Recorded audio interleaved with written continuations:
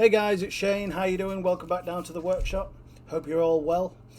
So today's video I'm going to be putting a traditional style Japanese hand wrap, or Ito I think it's called, on this wakizashi. I made this a few years ago and it's seen a few games, this one. So we're going to try and keep it going and redo the handle to make it look a bit more snazzy. So yeah, hit the subscribe button, hit the bell, and you'll alert when I go live with new stuff. So let's jump straight into it, shall we? Okay, so this handle, I've just took the old one off, cleaned it up as best I can. The sword is still quite nice, it still works comfortably, the foam is still in good shape. So all I've done is literally taken some false leather, red false leather, and I've cut it into centimetre wide long strips. Now you're going to probably need 2 or 3 for something this size, and it is quite an arduous process. Now to make things easier, I'm going to be using a glue gun and one of these straps to start with. Okay, so find your centre mark. Don't have to be exact. Okay, so there's my centre. Now I'm going to do it on the side. So pick a side, don't matter which one. Okay, and that's where our centre point is going to start. So just using a little bit of hot glue just to keep it in position. It doesn't matter which side you do. Just put a little bit of glue and put that down nice and tight. Now the tighter you make this, the better it will be. Gives it a nice solid grip. Now once that's bit and I know it's safe to use, that's fine. Okay, so now we're going on the opposite side. Okay, so from here, keeping it tight, just around this centre line here, the centre part, I'm going to turn it under itself by 45 degrees. Okay, and I will show you it once, and the easiest way to do it is go down your blade like that. So can you see how I have folded it under itself? If I move that, yeah, it's folded under itself there. Okay, now what I'm going to do is continue that and turn it again 45 degrees, essentially making half a diamond.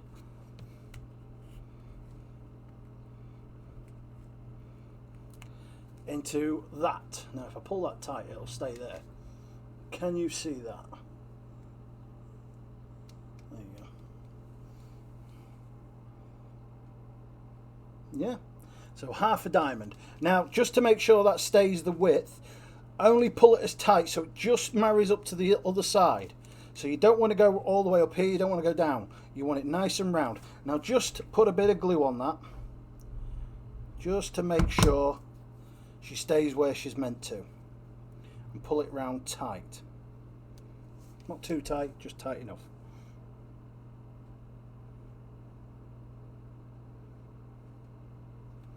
Okay, now the other side, do exactly the same. Go to your middle, okay, fold it under itself by 45 degrees.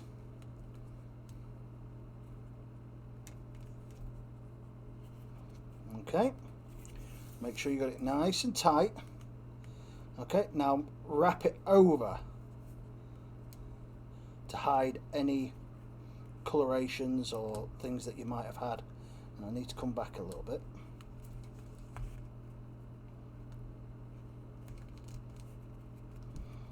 And then over it goes. Again, straight up to the edge of the one that's just gone before. So I'm just going to put a bit of glue on there and pull that in tight. Once you've got this set up, yeah, so you know whereabouts you're going, you will be fine. You can just carry on. Okay, so it looks like that. That's our first braid. Now we're going on this side. So again, doesn't matter which one you do first. Okay, so all the way over to the middle, fold it under itself. Now if you want a larger diamond pattern, you can do. You don't have to go straight to the middle.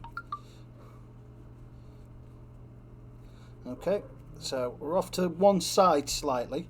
Okay, so I've got my half diamond like that. Yeah, so it's going up under my finger, look, nice and easy. So I've folded it under itself. Now I fold it over itself, pulling it tight and marrying it up with the one below. So where that is, just put a bit of glue. Don't need a lot, just enough. Give it a quick pull.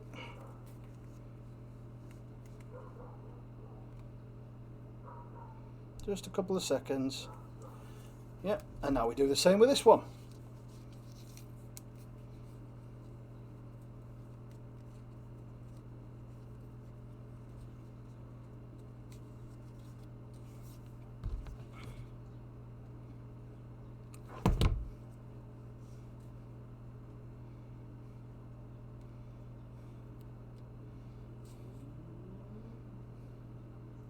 So we've got that, and we've got, if I can just move them,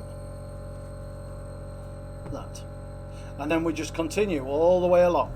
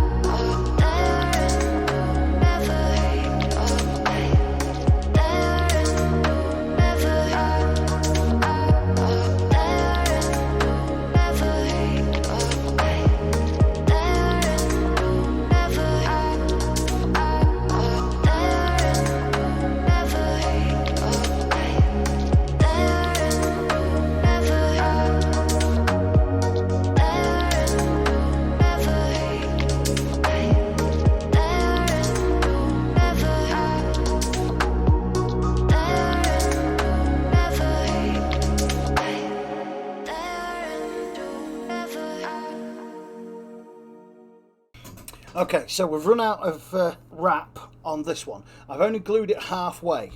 So what I'm going to do is use my knife and cut that flush about halfway around. Okay.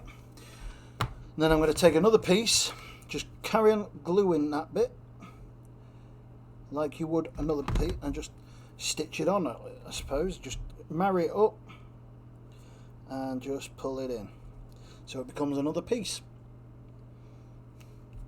like so.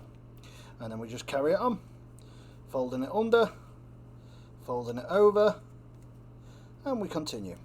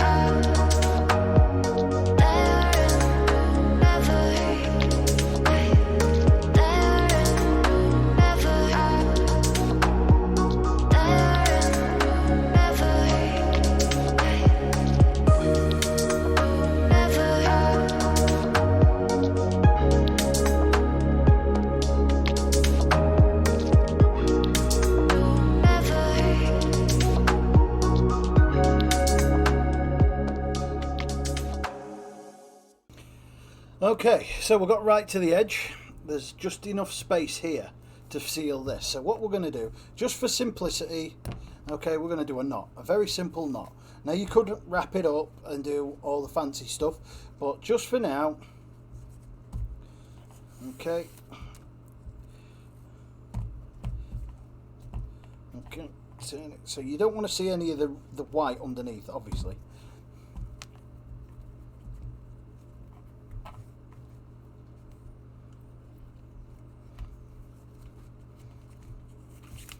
Okay.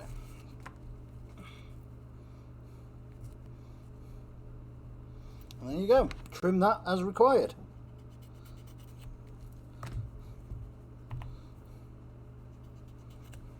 Now just to make sure it sits there, we'll just put a bit of glue underneath and on it.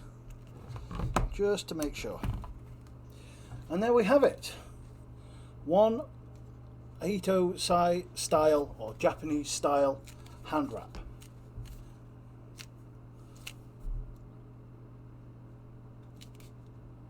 Now you can use any material you want.